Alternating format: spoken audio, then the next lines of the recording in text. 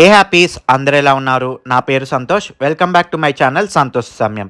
ఈ వీడియోలో మనం భారతదేశంలోని ప్రముఖ 51 శక్తిపీఠాల్లో ఒకటైన మహారాష్ట్రలోని తుల్జాపూర్ భవానీ అమ్మవారి దేవాలయ విశేషాలు, ఆలయ స్థల పురాణం, ఎక్కడ ఉంది, ఎలా చేరుకోవాలి, ఇలాంటి విషయాలెన్నో ఈ వీడియోలో తెలుసుకుందాం పదండి.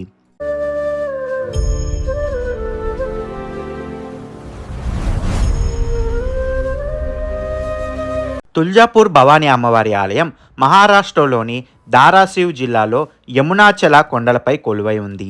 ఈ ఆలయం 51 శక్తిపీఠాల్లో ఒకటిగా పరిగణించబడుతుంది. అలాగే ఛత్రపతి శివాజీ మహారాజ్ కులదైవం. ఇప్పుడు మన తెలుగు రాష్ట్రాల నుండి తుల్జాపూర్కి ఎలా చేరుకోవాలో తెలుసుకుందాం రండి. తుల్జాపూర్కు రైల్వే స్టేషన్ అంటూ లేదు. తుల్జాపూర్కి దగ్గరలో ఉన్న రైల్వే స్టేషన్ సోలాపూర్. ఈ సోలాపూర్ రైల్వే స్టేషన్ నుండి తుల్జాపూర్ ఆలయం 47 కిలోమీటర్ దూరంలో ఉంటుంది. ఎవరైనా ట్రైన్లో తుల్జాపూర్కి చేరుకోవాలనుకున్న వారు ముందుగా సోలాపూర్ చేరుకొని అక్కడి నుండి బస్సు లేదా క్యాబ్లో ఆలయానికి చేరుకోవచ్చు. మన తెలుగు రాష్ట్రాల్లోని హైదరాబాద్, విజయవాడ, తిరుపతి, అలాగే విశాఖపట్నం నుండి సోలాపూర్ రైల్వే స్టేషన్కి డైరెక్ట్ ట్రైన్స్ అందుబాటులో ఉన్నాయి. వాటి డీటెయిల్స్ కోసం ఒకసారి ఐఆర్సిటిసి వెబ్సైట్ చెక్ చేయండి. అలాగే హైదరాబాద్ నుండి సోలాపూర్కి డైరెక్ట్ బస్సెస్ కూడా అందుబాటులో ఉన్నాయి. అవి ఎంజీబీఎస్, జేబీఎస్ నుండి అందుబాటులో ఉన్నాయి. తుల్జాపూర్ ఆలయం హైదరాబాద్ నుండి 296 కిలోమీటర్లు, విజయవాడ నుండి 583 కిలోమీటర్లు, విశాఖపట్నం నుండి 917 కిలోమీటర్లు, అలాగే తిరుపతి నుండి 834 కిలోమీటర్ దూరంలో ఉంది. తుల్జాపూర్ ఆలయానికి నియరెస్ట్ ఎయిర్పోర్ట్ వచ్చేసి సోలాపూర్ ఎయిర్పోర్ట్. ఇక్కడి నుండి ఆలయం 52 కిలోమీటర్ దూరంలో ఉంటుంది. అదే ఓన్ కార్లో తుల్జాపూర్ ఆలయానికి వెళ్ళాలి అనుకునేవారు హైదరాబాద్ నుండి జహీరాబాద్, హుమ్నాబాద్ మీదుగా ప్రయాణం చేయాల్సి ఉంటుంది. ఓన్ కార్లో వెళ్ళే వాళ్ళు సోలాపూర్కి వెళ్ళక్కర్లేదు. సోలాపూర్కి ముందే మనం తుల్జాపూర్కి నల్దుర్గ్ అనే గ్రామం దగ్గర నుండి మనం ఆలయానికి చేరుకోవచ్చు. హైదరాబాద్ నుండి తుల్జాపూర్కి వెళ్ళే దారి తెలంగాణ మీదుగా వెళ్తూ తర్వాత కర్ణాటక రాష్ట్రంలో ఎంటర్ అవుతాము. ఈ కర్ణాటక రాష్ట్రంలో ఒక 50 నుండి 60 కిలోమీటర్లు ప్రయాణం చేశాక మనం మహారాష్ట్రలోకి ఎంటర్ అవుతాము.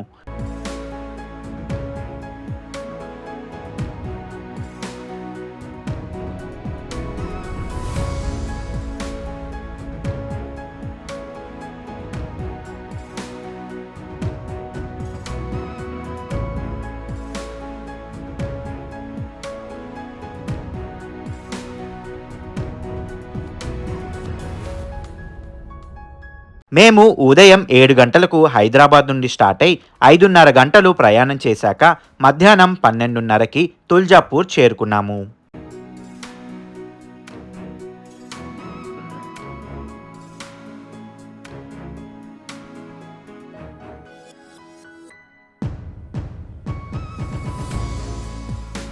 ఇదే తుల్జాపూర్ బస్టాండ్. సోలాపూర్ నుండి బస్సులో వచ్చేవారు ఇక్కడ దిగాలి. ఈ బస్టాండ్ ప్రక్క నుండి ఎడం వైపుకి వెళ్తే ఆలయ ప్రధాన ఎంట్రన్స్ వస్తుంది.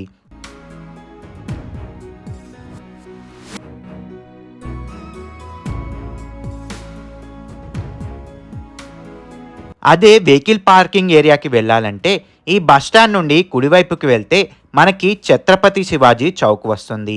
ఇక్కడి నుండి కుడివైపుకు తిరిగి కనిపిస్తున్న రోడ్ నుండి లోపలికి వెళ్ళి ఎడం వైపుకు వెళ్తే మనకి వెహికల్ పార్కింగ్ ఏరియా వస్తుంది.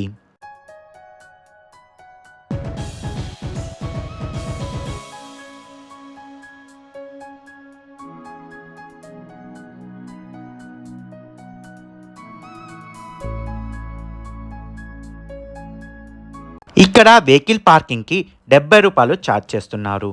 ఇదే వెహికల్ పార్కింగ్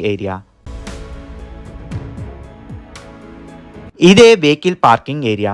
ఇక్కడ నుండి కూడా మనం ఆలయ దర్శనానికి వెళ్ళొచ్చు. ఆలయానికి మొత్తం 2 ఎంట్రన్స్లు ఉన్నాయి. బస్ స్టాండ్ ప్రక్క నుండి లోపలికి వస్తే మనకి మెయిన్ ఎంట్రన్స్ వస్తుంది.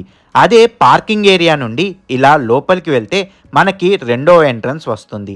నేను ఈ ఎంట్రన్స్లో లోపలికి వెళ్ళి దర్శనం చేసుకొని తిరిగి మెయిన్ ఎంట్రన్స్ నుండి బయటికి వెళ్తాను. సో మీకు రెండు ఎంట్రన్స్ చూపించినట్లు ఉంటుంది.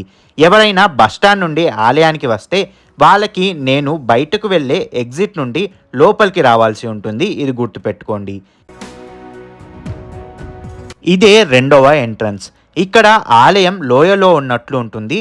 సో మనం మెట్లు దిగి కిందికి దిగాల్సి ఉంటుంది.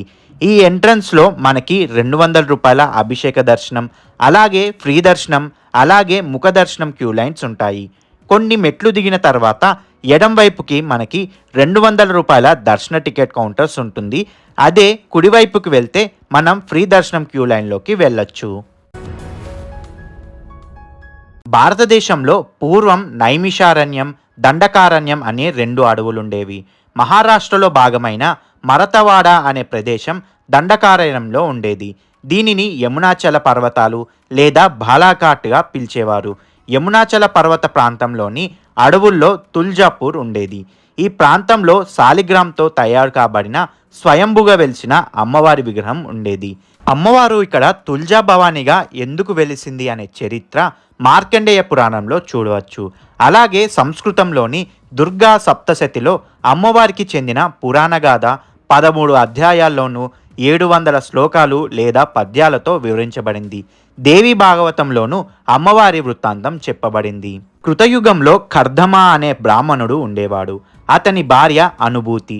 ఆమె రతీదేవి అంతటి అందగత్తె. కర్దమ మరణించడంతో అతని చితిపై కూర్చొని సతీ సహగమనానికి సిద్ధపడుతుంది. ఆ సమయంలో ఆకాశవాణి నుంచి ఏ మహిళైనా పిల్లలను విడిచి వెళ్ళరాదు అన్న మాటలు వినిపించాయి. ఈ మాటలు విన్న అనంతరం ఆమె తన మనస్సు మార్చుకొని మందాకిని నది సమీపంలో తపస్సుకు పూనుకుంటుంది. అలా అనుభూతి యోగా సమాధిలో ఉంటుంది. అప్పుడు రాక్షసరాజు అయిన కుకార్ సమాధి స్థితిలో ఉన్న అనుభూతిని చూస్తాడు. అంతేకాదు ఆమె అందం అతన్ని వివస్త్రుణ్ణి చేస్తుంది. ఆమెను ఎలాగైనా పొందాలనే ఆకాంక్షతో తొలి ప్రయత్నంగా ఆమెను తీయటి మాటలతో లొంగదీసుకోవాలనుకుంటాడు. అది విఫలం కావడంతో బలవంతం చేయబోతాడు. ఈ పరిణామంతో అనుభూతి అమ్మవారిని వేడుకుంటుంది. ఆమె ఆక్రందనలను విన్న మాత తుల్జా ప్రత్యక్షమవుతుంది. కుకార్ తన రూపంను పశువుగా మార్చుకొని యుద్ధభూమిలో వికృతంగా నాట్యం చేస్తుంటాడు. అశ్విని శుద్ధ దశమి నాడు తుల్జామాత కుకార్ను వధిస్తుంది. అందువలనే ఆ రోజు విజయదశమి ఉత్సవాన్ని జరుపుకుంటారు. ఆపదలో ఉన్న భక్తుల పిలుపులను ఆలకించి వెనువెంటనే ప్రత్యక్షమయ్యే మాత కనుక ఆమెకు త్వరిత అన్న నామం సార్థకమైంది. మరాఠీలో తుల్జా అంటే త్వరితగా ప్రత్యక్షమయ్యే దేవత అని అర్థం. ఆలయంలో స్వయంభుగా వెలిసిన తుల్జా భవాని విగ్రహం నల్ల రాతితో మలచబడింది. విగ్రహం మలచబడ్డ తీరును మనం గమనించినట్లయితే దేవి పంచాయతన పద్ధతి స్పష్టంగా తెలుస్తుంది. విగ్రహానికి 8 చేతులున్నాయి. ఒక చెయ్యి దైత్య జుట్టును పట్టుకొని ఉంటుంది. మరో చేతిలోని త్రిశూలంతో దైత్యుని గుండెను చీల్స్తున్నట్లు ఉంటుంది. పాదాల వద్ద మహిషాసురుని ఆకారం కనబడుతుంది. ఇక దేవి కుడి చేతి వైపు ఆమె వాహనమైన సింహం విగ్రహం కనబడుతుంది. విగ్రహానికి సమీపంలో మార్కండేయ ఋషి ఆకృతి నెలకొని ఉండటాన్ని గమనించవచ్చు. విగ్రహానికి సమీపంలో చంద్రబింబం కనపడుతుంది. అలాగే కుడివైపున సూర్యబింబాన్ని చూడొచ్చు. విగ్రహానికి ఉన్న ప్రతి చేతిలోనూ చక్రం, గద, త్రిశూలం, అంకుశం, ధనస్సు వంటి ఆయుధాలు ఉండటాన్ని మనం గమనించవచ్చు. అమ్మవారి విగ్రహానికి కుడివైపున అనుభూతి అని పిలువబడే మహిళ ప్రార్థిస్తున్నట్లు కనబడుతుంది.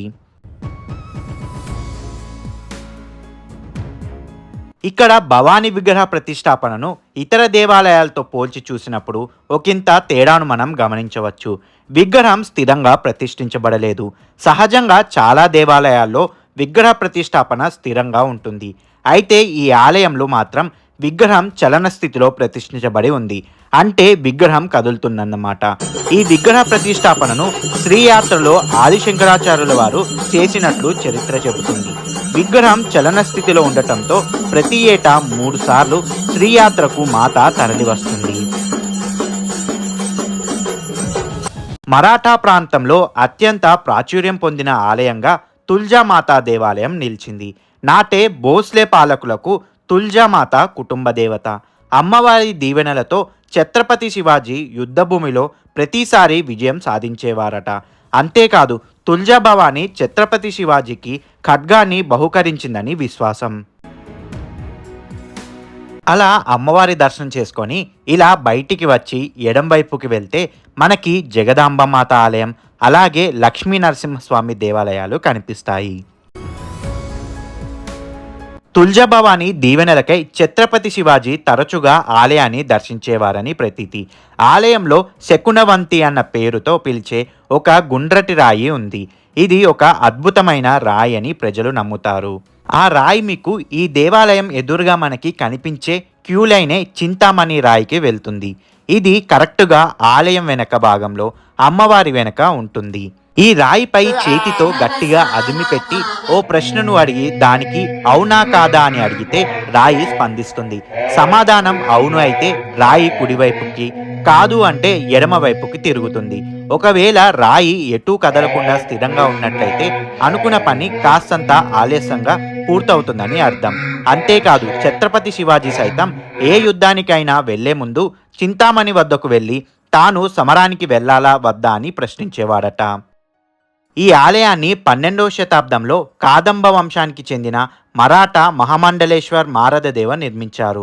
అయితే విగ్రహ ప్రతిష్టాపన మాత్రం 8వ శతాబ్దం మధ్యలో ఆదిశంకరాచార్యులు శ్రీయంత్రంపై ప్రతిష్ఠించారు. ఈ దేవాలయం అనేక పాలకులను మరియు వారి వాస్తుశైలిని చూసింది.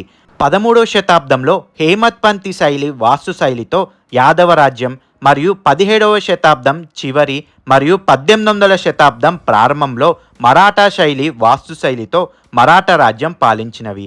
ఆ తరువాత ఈ ప్రాంతాన్ని హైదరాబాద్ నిజాం పాలనలో డక్కన్ శైలి వాస్తుశైలిని ఇక్కడికి తీసుకువచ్చారు.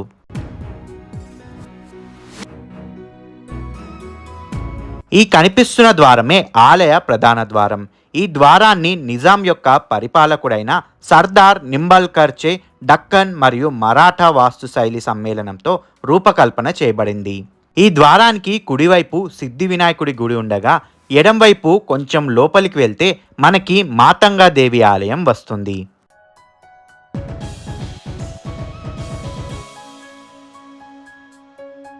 అలా మాతంగదేవి దర్శనం చేసుకొని తిరిగి మనం ప్రధాన ఎంట్రన్స్ దగ్గరికి వచ్చి అలా పైకి వెళ్ళాలి. నేను ముందు చెప్పాను కదా ఆలయానికి 2 ఎంట్రన్స్ ఉన్నాయని. అందులో మొదటిది పార్కింగ్ ఏరియా దగ్గర ఉంటే ఇంకొకటి బస్టాండ్ పక్క నుండి వస్తే వచ్చేదే ఈ ప్రధాన ఎంట్రన్స్. సో ఎవరైనా బస్టాండ్ నుండి వస్తే వారికి మెయిన్ ఎంట్రన్స్ ఇదే.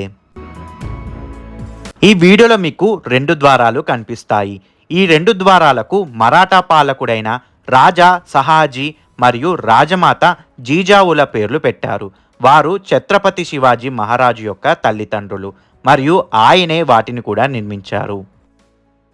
ఈ తుల్జాపూర్ సముద్ర మట్టానికి 270 మీటర్ల ఎత్తులో బాలాకాట్ అని పిలువబడే కొండలపై నెలకొని ఉంది. చింత చెట్టుతో నిండి ఉండే ఈ పట్టణానికి చించాపూర్ అని పేరు ఉండేది. క్రమంగా ఈ పేరు తుల్జా భవాని పేరు మీదుగా తుల్జాపూర్గా మారింది. ఈ ఆలయం ప్రతిరోజు ఉదయం 4 గంటల నుండి రాత్రి 10 వరకు తెరిచి ఉంటుంది. అలాగే దర్శనం 1.5 నుండి 2 గంటల సమయం పడుతుంది. అదే స్పెషల్ దర్శనం లేదా పేర్ దర్శనానికి వెళ్తే 20 నుండి 30 నిమిషాల్లో అయిపోతుంది. ఇదండి తుల్జాపూర్ భవానీ అమ్మవారి ఆలయ విశేషాలు. మీ గనక ఈ వీడియో నచ్చినట్లయితే please like, share and comment చేయండి. ఇలాంటి మరెన్నో వీడియోస్ కోసం ఈ ఛానల్ని సబ్స్క్రైబ్ చేయండి. మళ్ళీ మరో వీడియోతో మీ ముందుకు వస్తాను. అంతవరకు మీ సంతోష సమయాన్ని గడపండి.